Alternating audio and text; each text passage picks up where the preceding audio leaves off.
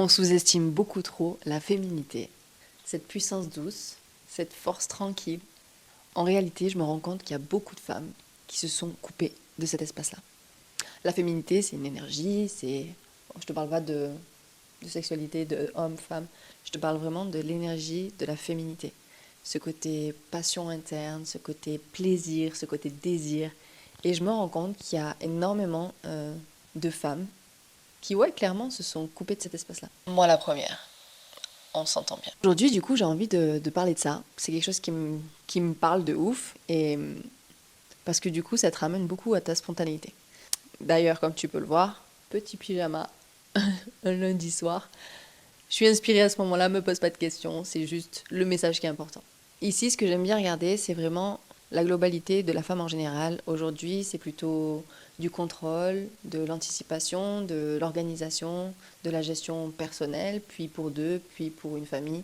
Et plus ça va, et plus elle est dans son mental, et plus elle est dans l'anticipation, dans la sécurité des choses, et plus en fait elle se coupe de cette part de féminité, de cette part de spontanéité, de cette part de fluidité des choses.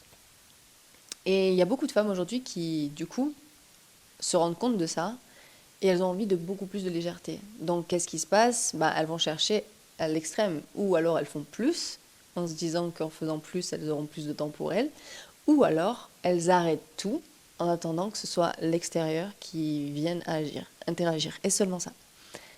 Et c'est marrant de voir que on extrapole les choses, donc où je donne tout et du coup je pense que toujours dans l'action ça va m'amener un résultat, un potentiel résultat à la fin, ou alors finalement je me coupe de tout et alors à ce moment-là c'est les autres qui vont me sécuriser, c'est les autres qui vont me rassurer, c'est les autres qui vont gérer mes finances, c'est les... Voilà. Donc du coup c'est vraiment les deux opposés. Et ce que j'aime bien voir avec ça, c'est quand je me retrouve au milieu de cette énergie-là, dans cet équilibre, donc où je suis d'un côté, où je suis de l'autre, ou bien en fait je me retrouve au milieu, eh bien j'observe et je me demande qu'est-ce qui me ramènerait avec beaucoup plus de légèreté aujourd'hui.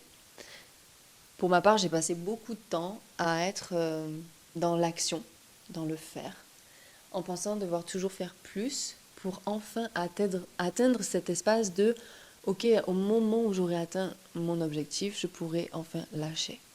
Et c'est rigolo parce que tant que j'ai voulu aller à la rencontre de... Je pensais que j'étais beaucoup dans mon masculin à l'époque.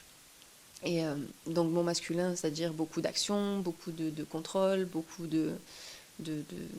Ouais, je me sentais souvent énervée, je me sentais souvent contractée, souvent en frustration interne. Et, et puis je suis arrivée à un stade où il y avait trop de contrôle.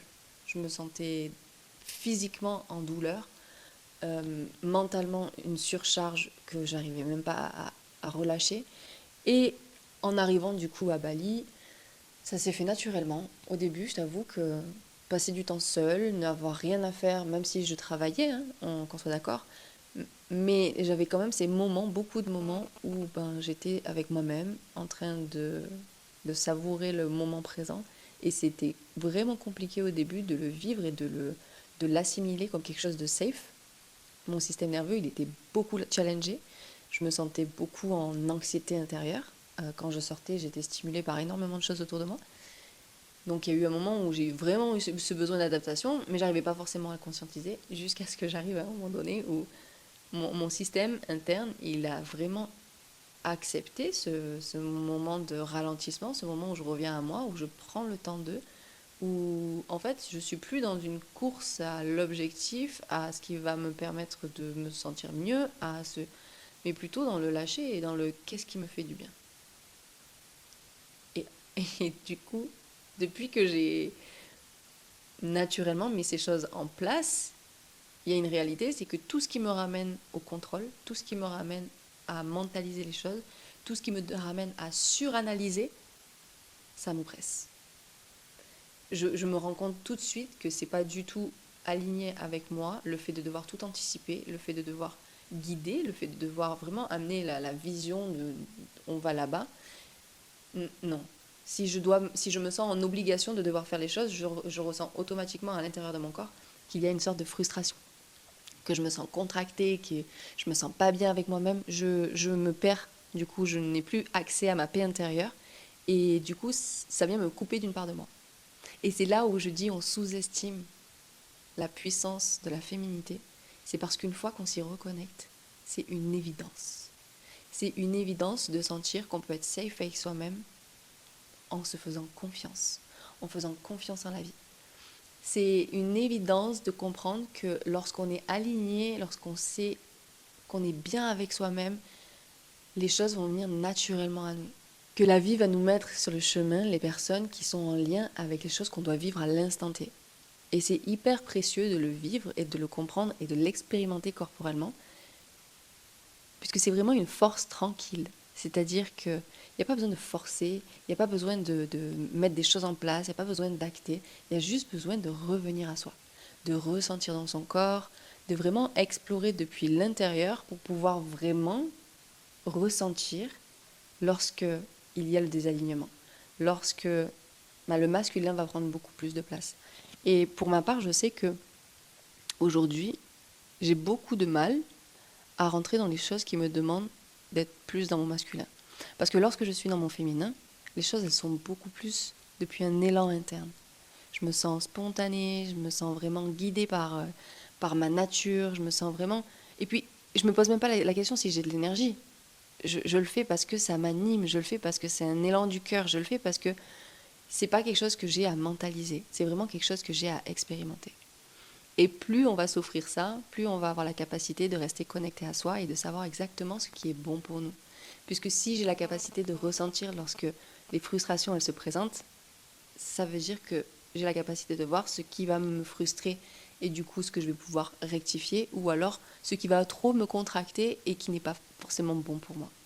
Et plus j'ai cette compréhension et cette connaissance de mon corps, au plus je peux faire des choix et les tenir dans ma vie et avancer avec ça.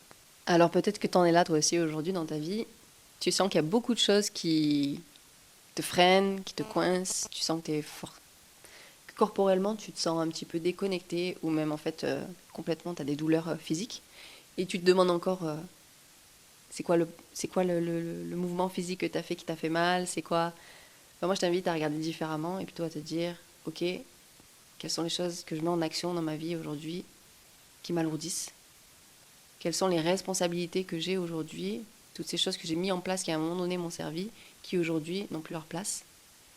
Et pour arriver au final à te demander si je voulais revenir à ma féminité, à ressentir dans mon corps, par quoi est-ce que je commencerais? Est-ce que j'écouterais mes ressentis physiques? Est-ce que j'écouterais mes émotions? Est-ce que je suis connectée à mon plaisir? Mon plaisir, c'est-à-dire mon côté passion, est-ce qu'il y a des choses qui me plaisent dans la créativité, mais aussi mon plaisir sexuel?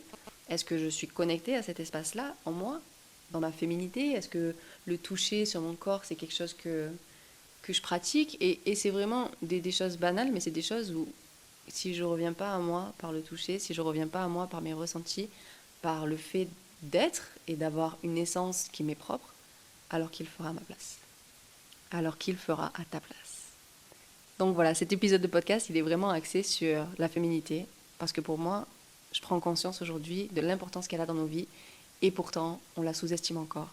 Alors, mon invitation, c'est vraiment ça. Reconnecte-y à ta manière, une étape après une autre. Et puis si tu as envie de partager avec moi, là où t'en es, là où tu voudrais être, et puis surtout si tu sais qu'il y a une amie qui a besoin d'entendre ça, alors je t'invite à lui partager. Puis si tu veux aller un peu plus loin, j'ai un programme qui s'appelle Rebuild, dans lequel on explore profondément qui on est. On va venir nettoyer la version qu'on était avant, pour pouvoir laisser prendre place à celle qui émerge aujourd'hui. Mais surtout, on va apprendre à faire des choix, à assumer qui on est et à le tenir dans le temps. Alors si ça te parle, je te mets le lien en description. Et puis sinon, je te dis à très vite dans une prochaine vidéo.